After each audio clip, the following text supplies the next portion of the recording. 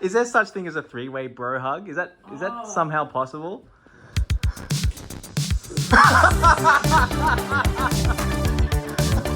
Hi. Hey! Oh, hello there. What? Hello. Fancy, why do we keep running into each other like I know. this? Wow. On these couches, exactly. Wow. I feel like it was just 2 minutes ago that I was on this couch. You were on that couch. Yeah. Yeah. I remember that. Yeah, me too. Good times. Well, that's our time. Thank you, everyone. Yeah. How are you feeling today? I'm wonderful. I had coffee for the first time in like a week, so I'm like... Yeah, I had milk for the first time in a really long time So this morning. you're gonna like... Poo. Yeah. Yeah. No. Maybe, yeah. That's exciting. Well, truthfully. I hope The not. barista asked me if full cream was okay, and I was like, I don't know, I was just trying to be in a hurry. I was like, yeah, it's fine, whatever. But I felt kind of gross. Normally I would never drink coffee with milk. I normally drink it black. Yeah. Because it absorbs into your system much faster too, which I like. Nice. And Yeah. obviously milk is, not good for your digestive system. Cow juice. Oh, jeez. But yeah, what's good? What's coming up for you? Oh gosh. I don't know. A bunch of things. I'm just doing all the tiny little things all at once. Favorite thing is this band Psych. I drum with SAIK. We are a little pop funk sort of group led by my friends Claire and Amy, and we've got like a little single release coming out in a month and a little single launch that hasn't been announced yet, but it'll probably have been announced by the time this is airing. So yeah, that's fine. Cool. Yes. And that'll be a lot of fun. It's just we get to be silly and we get to drum, and well, I get to drum. Yeah, They you get play to their drum. instruments. There's not Yeah. multiple. I saw a picture of you. You were like, I'm so excited. So good. It's fun to do. I get to hit the things really hard, and that's lovely. Yeah. It's like. Oh! I started drumming for this little indie folk singer, Georgie Taylor, who's just got this set of like original like sapphic anthems that are just so cute. And like when I listened to her demos, I like cried, just like, and so it was like then knowing I get to play for her, I was like, that's very cool. that's so nice. cool. Yeah. What about you guys? Doggie Heaven. What's barking? A little bit. Yeah, lots of shows. Mhm. Like August, we have a lot of shows happening. Yeah. I saw the Sonic Masala Fest. Looks very cool. So keen for that. Very good stacked lineup. Yeah. What else? I don't know how I'm gonna stay sober for that whole day up until when we play. They've got us playing second last, Oh my goodness. and I want to see all the other bands play, of course. Yeah. So will Isobel, but I mean, it seems like a pretty family-friendly event, so maybe that'll like no, it won't. influence us. No, it won't. No, No, You it can go won't. crazy. Go crazy on the Fantas. Yeah. Yeah. Just have some red cordial with the kids. Yeah. Yes. Single? A new one? Well, yeah, two. We're doing a double single. We're doing actually a 7-inch with Colossus Records that will be probably in production right about now. So it's probably about max 12 weeks away. Yeah. So it's, yeah. We're just tentative about talking about it because we don't know when it'll be. Yeah. Yeah, it's always hard to say. Yeah. But we're excited about it. Yeah. We got the masters back like 2 weeks ago. We're pretty stoked on them. Oh my Yeah. god. Oh, that's so cool. When you say 7-inch, is that like physical? Yeah, Oh, vinyl one. hell yes. I was going to ask you, so I think that you have like, I hope this isn't offensive, regional vibes. Are you from a regional town? Are you from Brisbane? So I'm from Brisbane, but I grew up in Wynnum, which is like, Yeah, I guess okay. an outer suburb. It kind of works, So yeah. that's so interesting. I've never had someone say that about me before. It's a compliment in my opinion. Thank you, But yeah, yeah. you're just very friendly. And I was like, are you from a regional town? Oh, yeah. Yeah. That's the most bizarre thing, but I appreciate it. I do have like housemates from Toowoomba and stuff, and I can see it in them, right? And so Yeah. I know what you mean when you say regional. It's just like an easiness about people from regional towns, like a talk to anyone vibe, Yeah. you know. Yeah, nice. But yeah, Maybe it's the cross contamination you've had with your regional friends. It's sort of yeah. It's rubbed off. leaking Yeah, onto yeah. me, You can yeah. absorb some of that energy. What about you? Are you urbanites? Are you inner city children? Or- Very not so. Yeah. No, neither of us really. Yeah. I mean, I don't know. Like my dad's always lived in Brisbane, Mhm. and I've lived in like a lot of cities growing up. But for my later teenage years, I grew up in a regional town Whereabouts? in a small town called Ingham in North Queensland. Oh, is that like the chicken? I'm gonna say yes. Yeah, yeah. It's Is that not, where but all I'm the gonna chicken say comes yes because from? everybody always asks that as soon as I Yeah. say the name. So I'm just gonna start saying yes. Yeah, nice. Yeah. I love do the get the chicken. taste of chicken chips in my mouth every time you say it, to be honest. Yeah. Isabel, what about you? I'm from Gladstone. Well, Oh. not originally, but like I'm from England originally, Oh. and I moved to Gladstone. Yeah. So yeah. England, that's pretty far out. That's pretty regional. Yeah, it's very regional. So true. A small town of England is where I'm from. Yeah. The village of England. Yes. It's very cool to hear about new music coming because After Dark is like one of my favorite little things to listen Aw. to. Like everything about it. It's like the bouncy, crazy like synth sounds, and then also just there's multiple lyrics that are constantly in my head. And all my friends hate me. But I know, I'm like, yeah, that's so true for you and for me. Wow, I can't believe we did that. And then I've never felt relaxed. I've never felt relaxed not once in my life. It's just always going through my head. Yeah, I love that outro bit as well. That the layering of those two, like the lyrics, like there's like two melodies of that line, and that was like a last minute addition. And I'm just being like, well, can you like just lay that down again, but like sort of like in the background in some sort of way, and then she just did it like first try. It was great. That's so sick. It's very like, because have you ever listened to, what's he called? Steve Monite or Steve Monite? I don't think so. It's like, it's like disco-y stuff from like the 80s, the early 80s, and there's like this song where it's like, things are falling apart.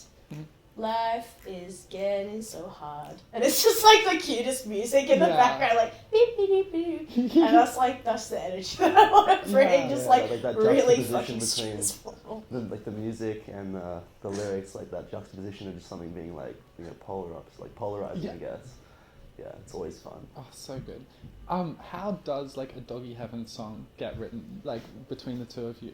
It's like different every time, I feel, but Sort of, yeah. Usually- It's usually at least like the foundation is always I'll sit in the studio and I'll just record and produce a whole instrumental, and then I'll just show Isobel the instrumental, and if she likes it, then she'll write lyrics and melodies for it.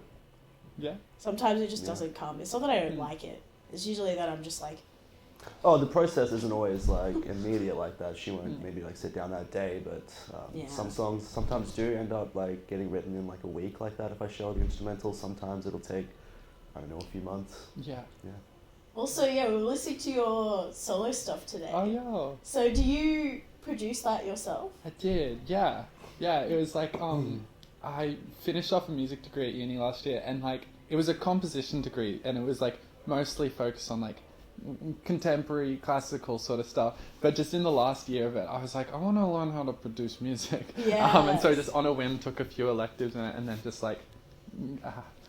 like started playing around and having some fun, and like that EP was very much me like learning as I did it. Like I was just like, oh, what if I do this and I do that, and I gave myself like a few constraints. Like I only use like one synth on Logic.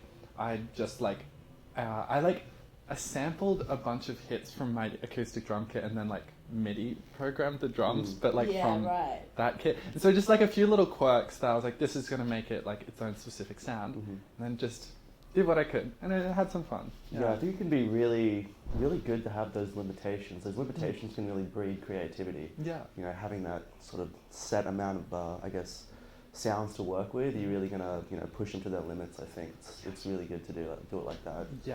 Also, on the note of your EP, when we listened to it this morning, I think it was maybe the first single. Was it called Your Girl? I think. Yeah. Yeah, I really like the bell sounds that come in towards the end. Yeah. With That the was last nice. chorus. Yeah, Great. I was just like, it's almost like the wedding bell chime. Like, Yeah. And I was like, I just wanted to just throw it in because that single is like, the other 3 songs on the EP are very like real and very genuine and are very like, all my feelings and stuff. And Your Girl is just like a fantasy world. It's not like real at all. It's just like, what if this happened? So just like little romantic bells in there and stuff. It's very playful. It's really nice. You know what influence came through for me though? What'd you hear? Vampire Weekend. Yeah. Oh gosh, it's been 3 years and I've just been in a Vampire Weekend obsession for this whole time. Isabel's been back in the Vampire Weekend for the last, I don't know, 3 or 4 days. Yeah, I've just been listening to that song Run. Yeah. Just like over and over again. That's one of the ones that I like grew up loving. Like really my sister got me good. into it when I was like 10 and I was like, yes! All the like bits were saying it's really fun. All of their sounds are so cute and like, I just don't know anyone else. There's like a cartoony element to it. Yeah. It's so cool, Yeah. It's also just very like Paul Simon either to me as well. Paul Simon? Yeah. Not familiar. You need to listen to Paul Simon Graceland, like the album Graceland. It's like one of my favorite albums, very important to me, but it's like definitely, I feel like Vampire Weekend listened to a lot of that album. Yeah. Is what I get the impression of. Awesome. A lot of like African drum beats and like, it's cool. You want to know a crazy fun fact I learned the other day? I was on a Vampire Weekend YouTube binge. Really? It was like Ezra Koenig breaks down his iconic songs, and one of the songs he broke down was "Hold Up" by Beyonce. The song like "Hold Up, they don't love me like I love you." Slow down. That song, like the original demo, was co-written between like him and Diplo. And like that was his lyrics and stuff. That makes sense. Right. I was like, it was mind blowing to me when I first found it, and then I was like listening, and I was like, okay. And then like Beyonce was like, okay, I like this, and then like collaborated with a few other songwriters and like made it her own. And it is so her own. Like listening to the song, watching the music video, it's like such a powerful thing. But like originally, the first little idea was a Vampire Weekend. That kind of makes sense. Just like the rhythm of it and the melody of that, like that totally, That's so funny. It was so weird to find out. Yeah. Can I do a silly question? Yes, please. Okay. If you could fight one heaven-sized doggy or 100 doggy-sized heavens, who would you take?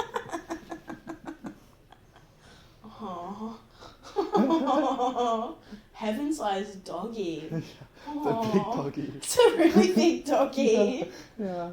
Get lost in its fur. I think the question, it should be something more like if you could love and cherish one heaven-sized doggy or 100 doggy-sized heavens, because that'd be 100 little heavens. Oh. Wow. That sounds expensive though. Yeah. But at the same time, feeding a big dog would probably be just as expensive as that. So. True. You're really thinking about the logistics of this. If it's about loving 100 dogs or one big dog, I'm like, I'd love to, but I can't really afford to right now. In this economy, No, inflation is going up. It's so bad. Clifford is a heaven-sized dog. Clifford. Sorry, I forgot about him. That would be an expensive dog to feed. Yeah. Do you think you'd have to like look after his, like dye his hair quite often? You'd have to get that special shampoo that keeps it red. Yeah, that's tricky. You can mix it up, I guess. If it was your Clifford, you could like do it blue or green sometime if you wanted to. Like Ramona Flowers, that dog. Yeah. If you don't like me changing my hair every 2 weeks, you can get out. You can get out, say bye-bye. I have a silly question for you. Yes. Who's your celebrity crush? Like a current celebrity crush? Yeah. Or any actually, I don't care. I was going to say, I've been watching a lot of Vampire Weekend, like Ezra Koenig videos. He's on my mind a lot. Like some of my early ones are kind of embarrassing now. Like I'd say in like early high school, I was so into Brendan Urie and Taylor Swift. Like, it's very embarrassing. I love that though. Don't want to say that anymore, but they were some of the originals. Yeah. Beautiful. What about you? Both of you, celebrity crushes. I'm interested to know who yours is. Yeah, Actually. I don't really know. I feel like it's Alex Cameron. I mean, Alex Cameron, that's a real hot dude at 100%. He is really hot. But also, I mean, I really like Johnny Pierce on the drums, that guy, and I also love his music. And I also think Anne Hathaway is super hot, but everyone knows that. Yeah, that's true. Yeah, Oh, Enchanted. that's it. Yeah. Mine's like James Acaster. Oh my gosh. Yeah. James Acaster's I don't know who that is. hot. He's a comedian. The silliest little guy. Yeah, I like silly guys. Yeah. Dude, if we're talking comedy, James Acaster is my biggest inspiration. And I just biggest think we'd like be really good together. Yeah. I remember like I've had a few friends like totally put this delusion further into my head. Like my friend Lewis was like, I feel like you guys would be so good together. Like you guys would actually should actually get married. And I was like, don't tell me this. I'm gonna run with this way too much. Yeah. Just let the fantasy go on. Okay. I have some friends who, like, because James Acaster before COVID would come to Melbourne Comedy Festival and stuff and like mingle with the Australian comedians. Yeah. I have like a friend of a friend of a friend who's like pals with him. Maybe we make some moves. Does We he can have a set this girl? up. I feel like he has a girlfriend Probably. right now. Yeah, I don't know. But like, yeah, let me know. I'd be really keen to like eat some desserts with him because I know he really likes desserts. Yeah. Do you listen to his podcast, the food one? I haven't. No. It's really good. My main like experience of him with desserts is from Great British Bake Off. Yeah. I I just feel like he loves his sugar, and I like that. Yeah. I like Meet a that. man who loves in a man. his Yeah. sugar. Yeah, eat biscuits with me. Yeah, That's all I want. That's all any of us need, really. Yeah. Yeah. Speaking of food, another silly question. When you eat your baked beans, do you pour them beans first or milk first? Look first, baby. Yeah, all the way. Wow. Okay. That's strong opinions. Yeah, I don't want Okay. the beans to get too milky straight away. True, because like milk first, then you can just keep pouring beans until you You don't got. want dry beans, you know. No, That's another good point. not a single moment when they're not drenched in milk, I say. Yeah. Yeah. Smart. So yeah, on the topic of comedy though. Mm. So I met you at one of your when you did stand up. Yeah. Yeah. Yeah, that was sick. Thank you. I'm like wondering how you find like how you have the confidence to do that because to me it's like the most difficult thing to do on stage. Mm. Do you find that? It's different. It's something. It's like Yeah. yeah. But I really like being silly. I like being silly so much, and so yeah. I just sort of get up there, and I've gone through I've been performing like types of comedy for a couple of years, and at first I like was trying to be like other comedians I'd seen, like James Acaster and stuff. Yeah. But then I just sort of found what worked for me, and what worked for me is just like essentially being myself and like stuttering a bunch and having nervous energy, which I do have on stage, and I just like made that part of the comedy. I was like, well, I'll be, and people will laugh. And, That was and so. it's nice. I definitely felt that, and it was so Yeah. good. Like, yeah, it's good when you feel like a comfortability with the Yeah. person that you're seeing. Like, you want to know that they're showing a bit of themselves, you know, like, and like you like feel like you're getting to know them. There's something like way more funnier about that as well. Like, Yeah. Totally. That was so good. One of the things I love about you guys is that you are pretty silly. Like, Yeah. like when you're on stage and just like online, I guess as well. You're silly dudes. Yeah. Has that always just been how you want to present and how you want to? I think it's just like an organic thing. Yeah. Yeah. I mean, for me, I definitely like it when artists don't take themselves too seriously all the time. Yeah. I like it when they do things that are tongue-in-cheek and don't like... Because I don't know, I think when everything's a bit serious all the time, it's like... Yeah, okay, be serious when you have to be, but Yeah. otherwise just be yourself. Yeah. Yeah. People respond to that probably better anyway. I don't know. And yeah, writing the silly stuff is really fun as well. Yeah. Doing the comedic stuff together, like when we've written like a bit of a funny couple of songs. Yeah. It's been good. Uh-huh. Yeah. Yeah, we were writing a very funny one the other day, Yeah. but we probably shouldn't talk about that yet. No. That's Gotta to be keep on the seen. wraps. Yes. Yeah. Yeah. Oh, what's your writing process like? Like, Yeah, it varies a lot. At the moment, like just in the last couple of weeks, this sort of goes back to like putting limitations on the creative process. But I had like a couple of weeks where I was just doing gigs every night and like just constantly socializing afterwards and stuff. And then I had this one weekend where I finished work, I went home, realized I had no plans, none of my housemates were there. There was like a couple of my friends were like out of the city and stuff, so I was just like, oh, I guess I have to be by myself tonight. I like was sitting with my guitar, I tuned it into just like a really wacky tuning, and then just like started like jamming, and all these like words are pouring out of me, and then I was like, whoa, this is kind of sick. Made like a song that I was very happy with. I showed it to my housemate the next day, and I was like proud of it when I was showing it to them, which is like, honestly, when I show people songs for the first time, I'm often a little like, oh, I don't know, but this one I was like, wow, I'm happy with this. that's so good. And then the last couple of weeks, I've just been like going ham, just with this like this one weird guitar tuning. It's like a drop D tuning, but in E flat, and it's like if you strum the open strings, it's like an E flat major chord, but with like a second in there. So it's basic, yeah. So I could talk about this for ages, but yeah, I've just been like playing around a lot with just this one tuning, and I love it because when I sit at a guitar or a piano, because I've been playing for a while, I always just like default to a few habits and stuff, and so everything I write comes out the same. So tuning it so differently, I could not go to my habits because they didn't work with this new tuning, so I had to like write differently and like use different progressions and stuff. It's been really fun. So I've just been like, blah. Yeah, it's been nice. Did you guys make much music, each of you, before Doggie Heaven? Yeah. Yeah. What sort of Well, stuff? actually, I didn't make much. I was in a band, like a punk band, for a bit. Nice. I didn't think I would do music, Mhm. like, because I feel like when I was like a kid, when I was a teenager and stuff, I was very into acting. I always thought I would be an actress. Yeah. Like right. I always imagined writing like a comedy series. Yeah. That's always what I thought I would do with my life.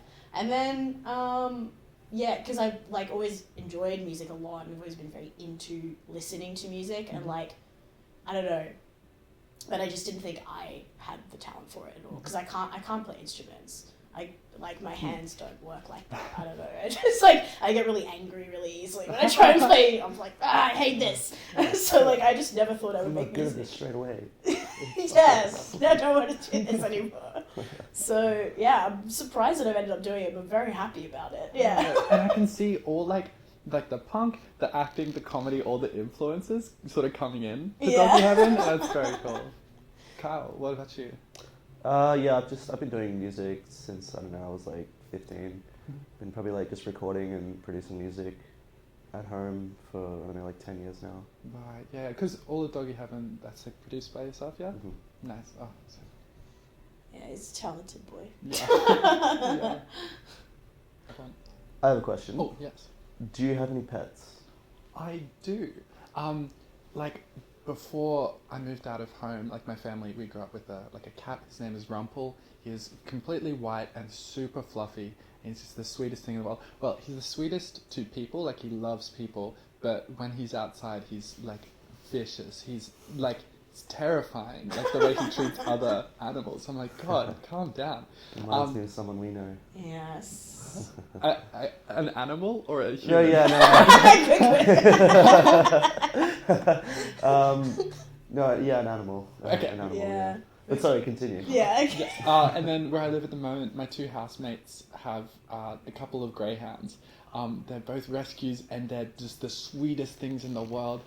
Like I grew up as a cat person. I always loved dogs, but like I didn't think I would like live well with dogs. But these greyhounds, basically giant cats. So I was gonna say greyhounds are the cats of dogs. Exactly, yeah. They're so sweet, and they don't like slobber too much. Yeah. And stuff, and they're just I love it. Their names are Noodle and Prancer. Oh yes. I just think that's the best names. Yeah. That's so good. Okay, who's this animal that is vicious? That would be my cat, Jasper. Yeah. Uh-huh. We have a cat each. Nice. Jasper. and Peggy. And Peggy. Oh. And Wonderful.